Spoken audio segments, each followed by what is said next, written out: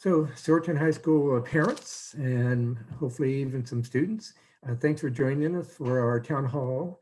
My name is Ed John. I'm the interim principal. Joining me tonight is Therese Gerlitz. She's the assistant principal at the middle school as well as the assistant principal at the high school.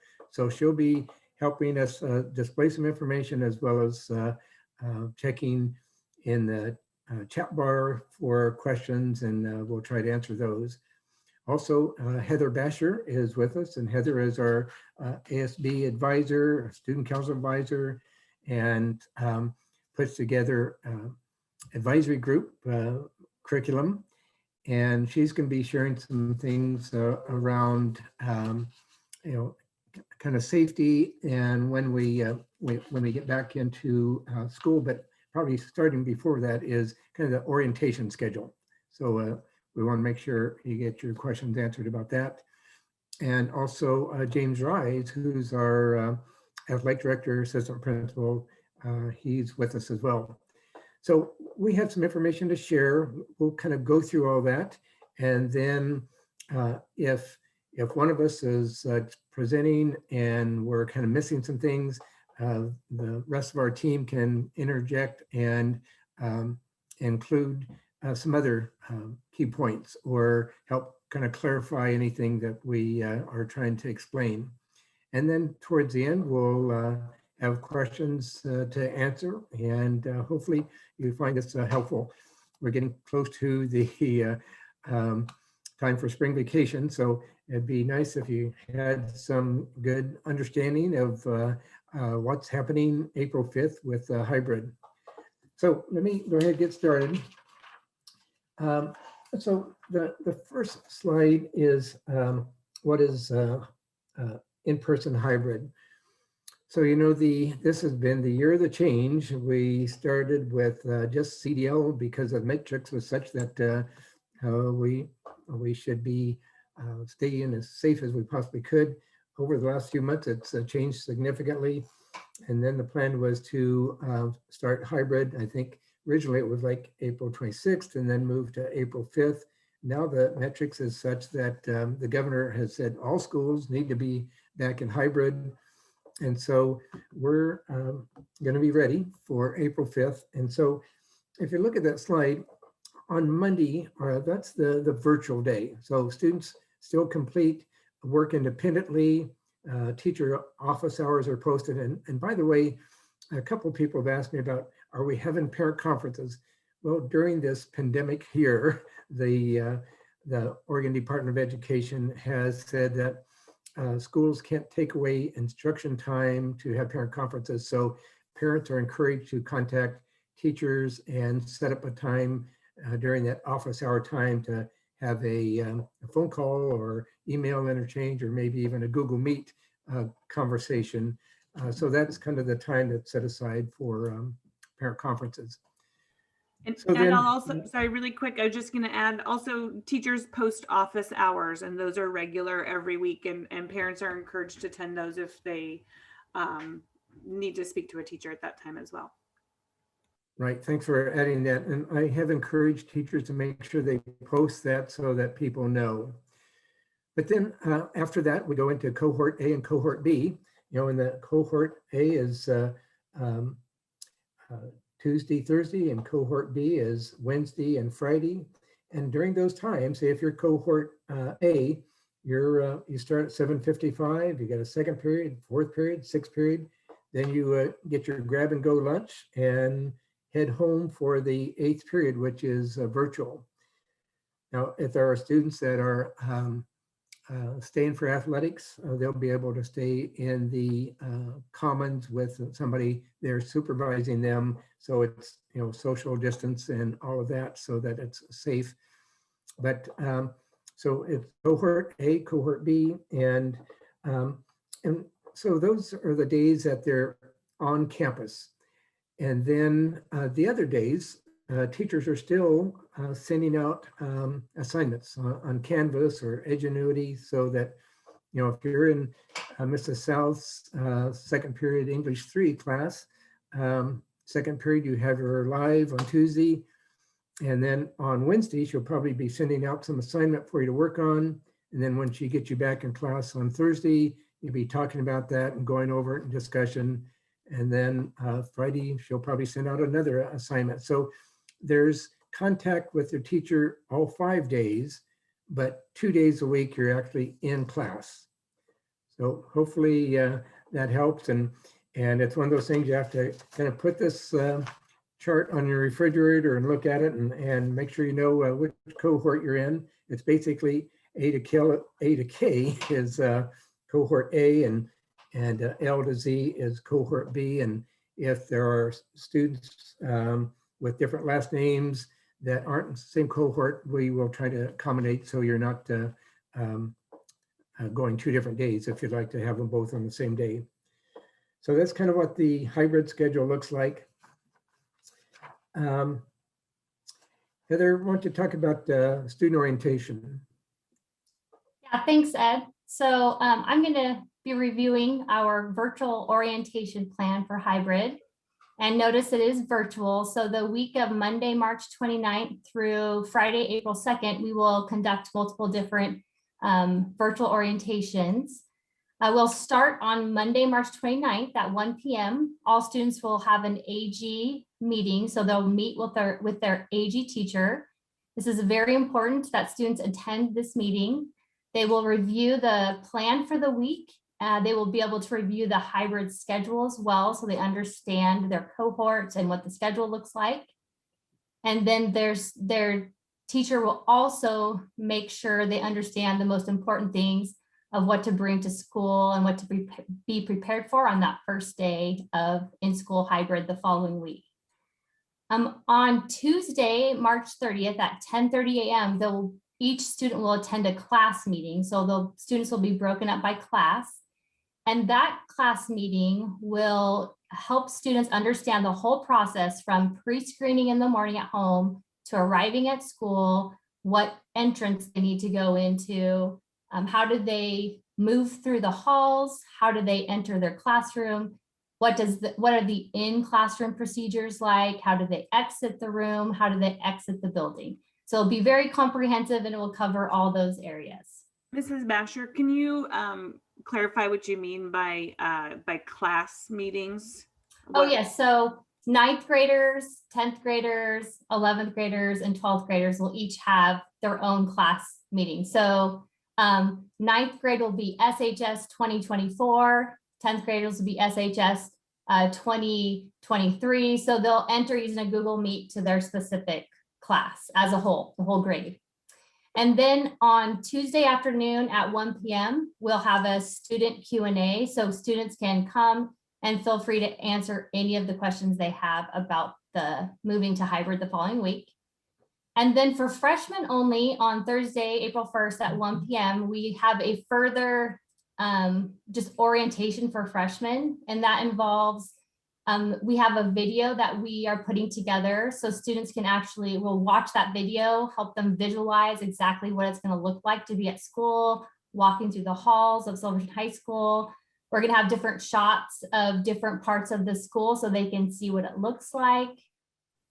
And then we'll have a time where they can just ask questions. So they'll be broken up, paired with two AGs will be paired together. So it'll be smaller groups.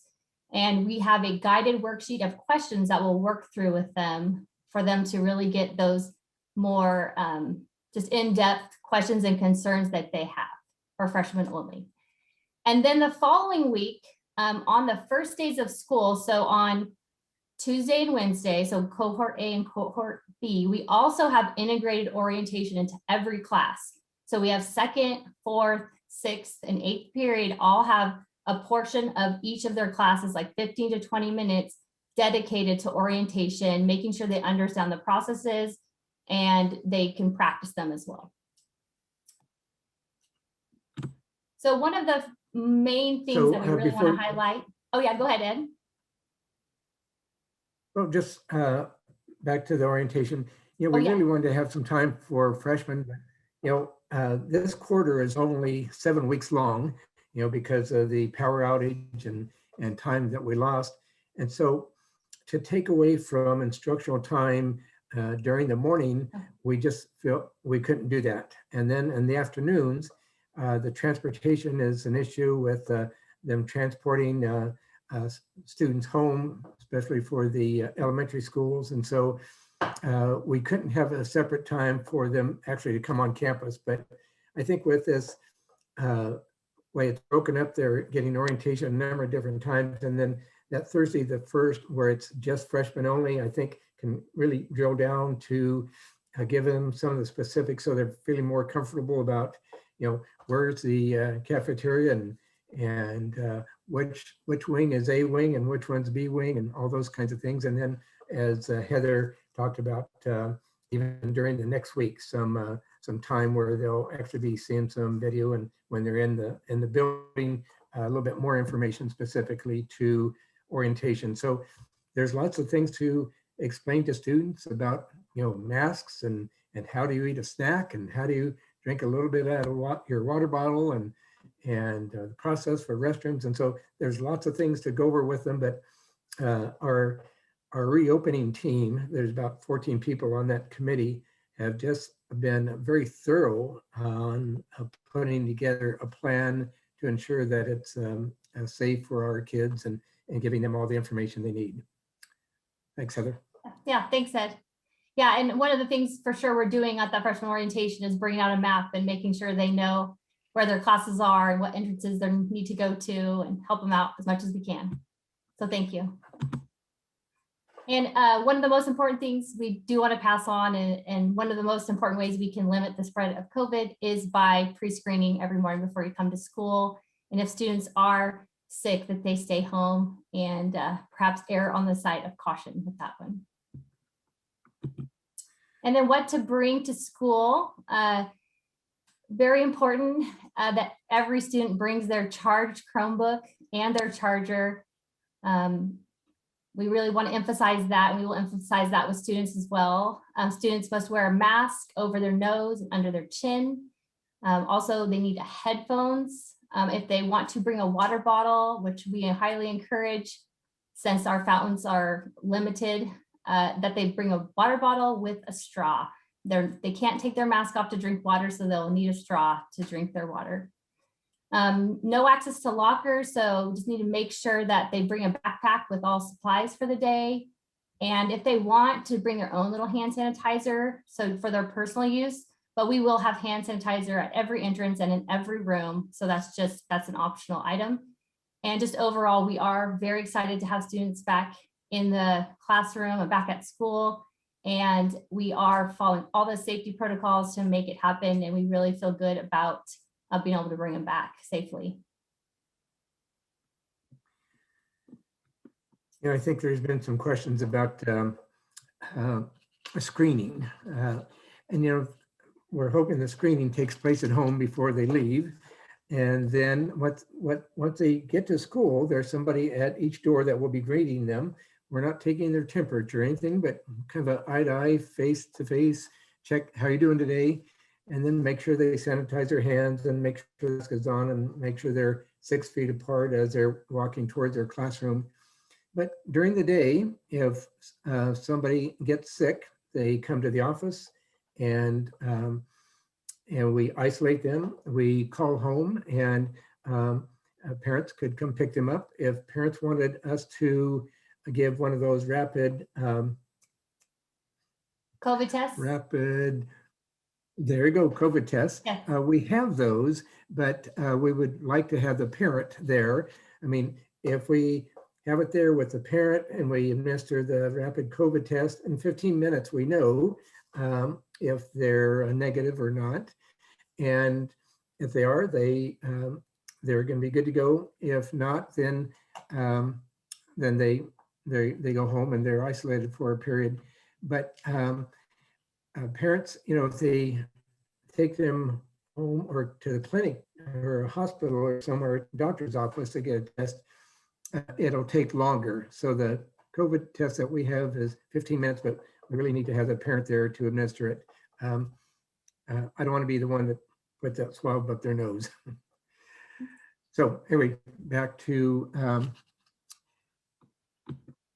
so did I interrupt? Did you cover everything you wanted to talk about, Heather? I did. Thanks, Ed. Trace, did we cover all those things? Yeah, so our focus tonight was to start orienting, the parents and the families about some of those steps. And we won't have a town hall next week, but we will the following week, and we'll start addressing some further steps and some of those parts that Mrs. Basher didn't focus on tonight as the reopening team continues to solidify the plans so that we can be ready to keep everybody safe here at school. And we do want to encourage you, if you have some questions, you can type those into the chat. Some other questions that people have had are about events and activities. And we have Mr. Rise, the athletic director here. So James, maybe you can give us just a brief overview of what our current status is for events. Absolutely. First of all, I do want to apologize for those of you that may catch some background noise. I am at the boys soccer game right now. So if you catch some background noise, that's what that is. But right now we are in what is our traditional fall sports season. So we have our football teams going. We have both boys and girls soccer going. We have cross country going. We have volleyball going. And here in just a couple short weeks, we'll transition into our spring sports seasons, and then and those will last again for 6 weeks, and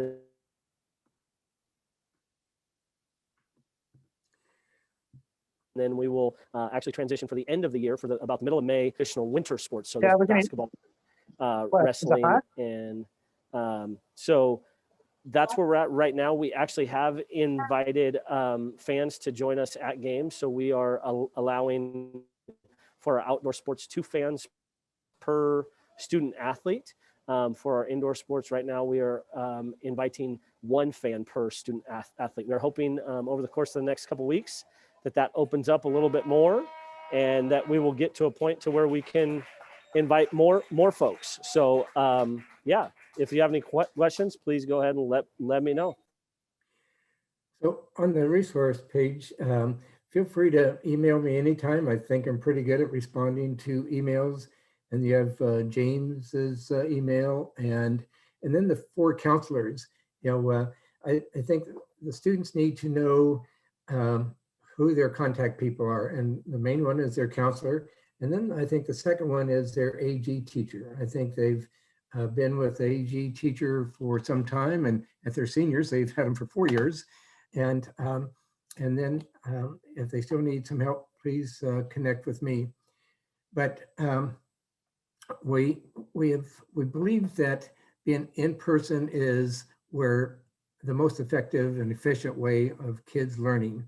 We've done our best with CDO, but having them in the classroom. And I was talking to some elementary principals today, and they said, the kids are so excited about being back, and they're eager to learn. And so it feels good to have students back in the building, and we're looking forward to ours starting on April 6th. So Trace. Okay, yep, couple more reminders here. Some people have had questions about some of the governor's orders that have come out and how ODE is adapting their rules for schools to be able to operate safely. And so while we emphasize what Ed's saying, and that we are super excited to have everybody back in hybrid. If you and your family do have questions about another program, please make sure and get a hold of your counselor tomorrow. Because that scheduling stuff will be happening during that orientation week, and then we're going to hit the ground running when orientation starts there. We've also had some people asking questions about students that take medication during the day. Because they're aware that we are trying to have less traffic in the hallways and what that looks like. And would like to just reassure families that students that do need to take medication during the day, that the nursing staff is working with that health protocol and what that looks like for students in terms of being able to get that medication as scheduled during the day, but while still trying to keep their student safe. So we'd like to reassure you about that. Additionally, Mrs. King, our head secretary, has sent out a parent square, and if you've missed that, you can definitely give us a call tomorrow. If your student does need bus transportation to and from school, we have a form to register your student to be able to access those bus services, and it's really important for us to try and have those bus lists to be completely accurate for that transportation to be arranged. So please check within your own household, check with your neighbors. Hey, if you need bus, make sure you contact the high school and get your name registered for the busing services. You know, I sent out in a parent square today a little survey form regarding budget. And a couple of people have said they try to open the survey and it doesn't open. And so we're going to work on that tomorrow and resend it if people are still having a hard time getting, because we do value your input.